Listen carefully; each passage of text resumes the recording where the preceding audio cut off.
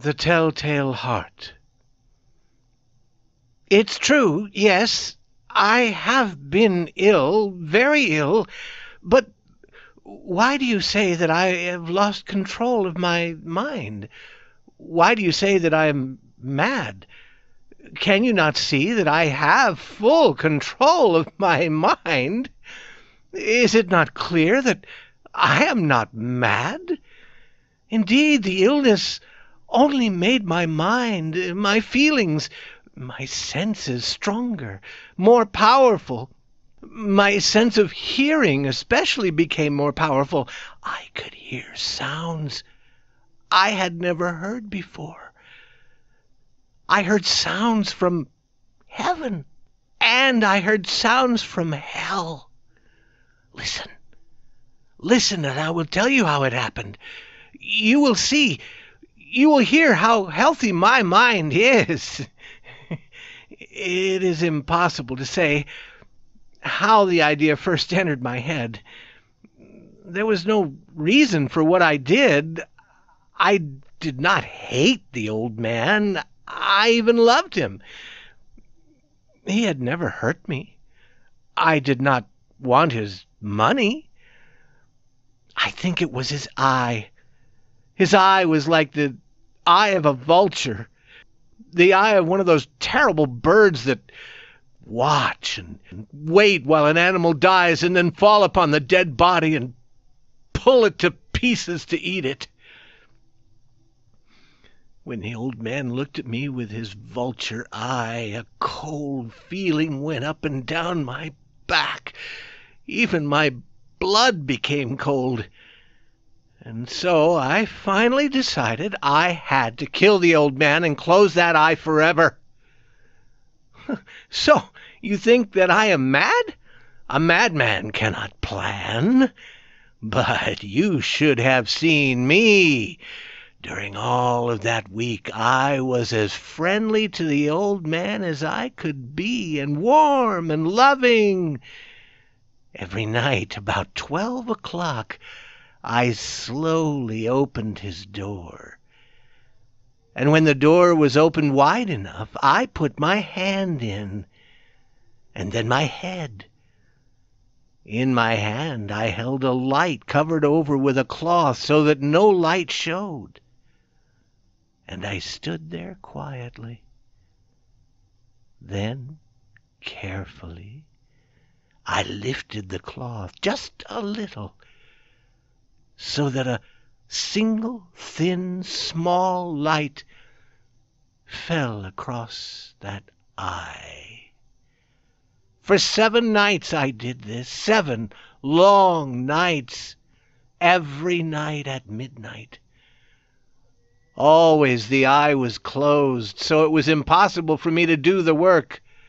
For it was not the old man I felt I had to kill. It was the eye, his evil eye.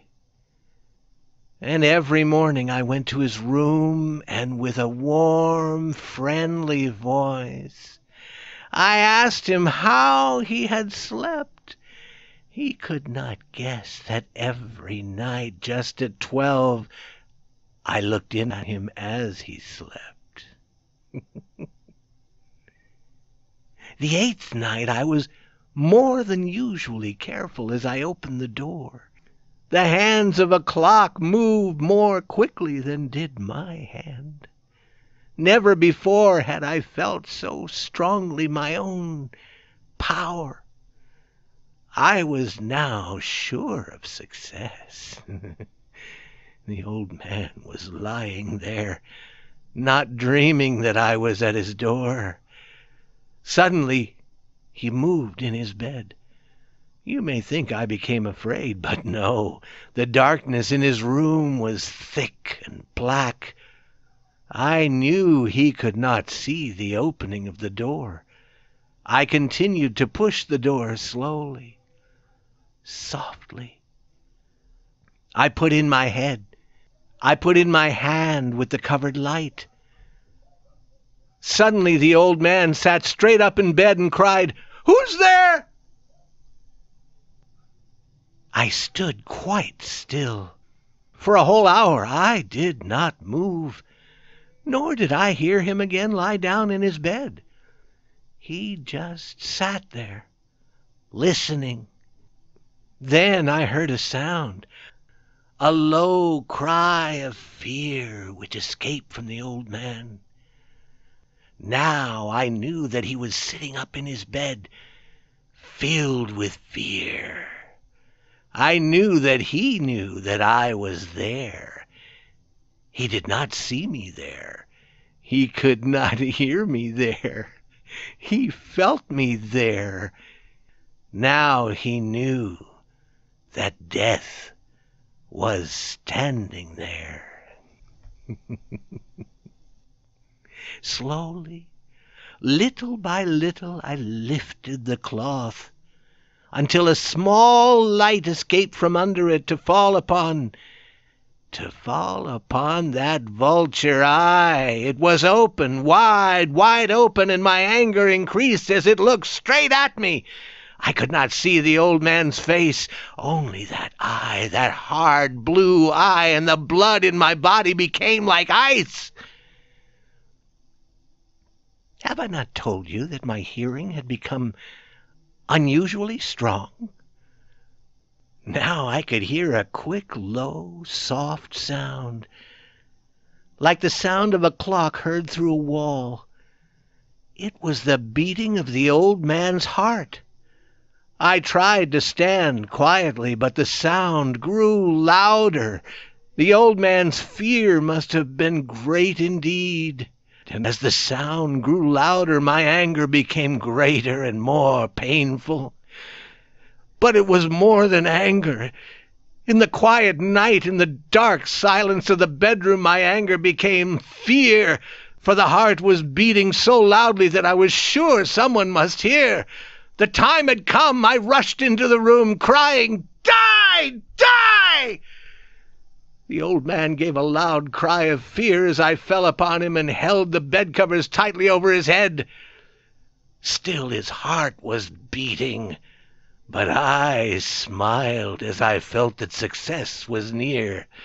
For many minutes that heart continued to beat, but at last the beating stopped.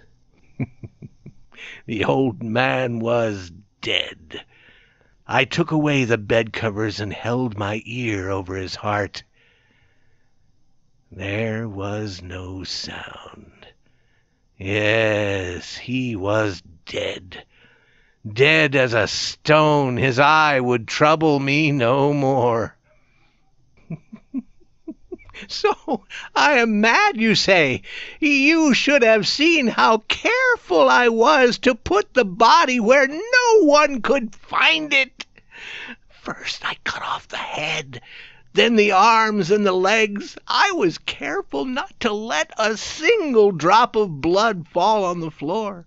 I pulled up 3 of the boards that formed the floor and put the pieces of the body there. Then I put the boards down again carefully, so carefully that no human eye could see that they had been moved. As I finished this work, I heard that someone was at the door. It was now 4 o'clock in the morning, but still dark. I had no fear, however. As I went down to open the door, 3 men were at the door, 3 officers of the police. One of the neighbors had heard the old man's cry and had called the police. These 3 had come to ask questions and to search the house. I asked the policeman to come in. The cry, I said, was my own in a dream. The old man, I said, was away. He had gone to visit a friend in the country. I took them through the whole house, telling them how to search it all, to search well. I led them finally into the old man's bedroom. As if playing a game with them, I asked them to sit down and talk for a while. My easy, quiet manner made the policeman believe my story. So they sat talking with me in a friendly way. But although I answered them in the same way, I soon wished that they would go. My head hurt, and there was a strange sound in my ears. I talked more and faster. The sound became clearer, and still they sat and talked. Suddenly, I knew that the sound was not in my ears. It was not just inside my head. At that moment, I must have become quite white. I talked still faster and louder, and the sound, too, became louder.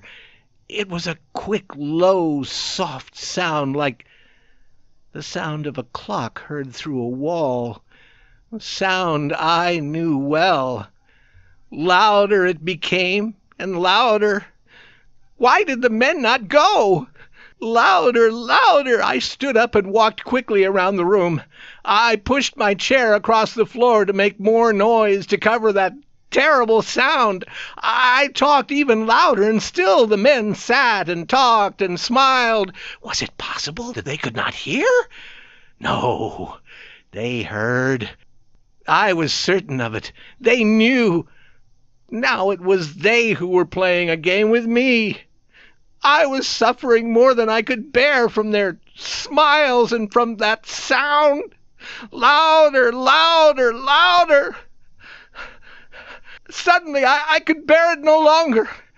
I pointed at the boards and cried, "Yes, yes, I killed him! Pull up the boards and you shall see! I killed him! But why does his heart not stop beating? Why does it not stop?"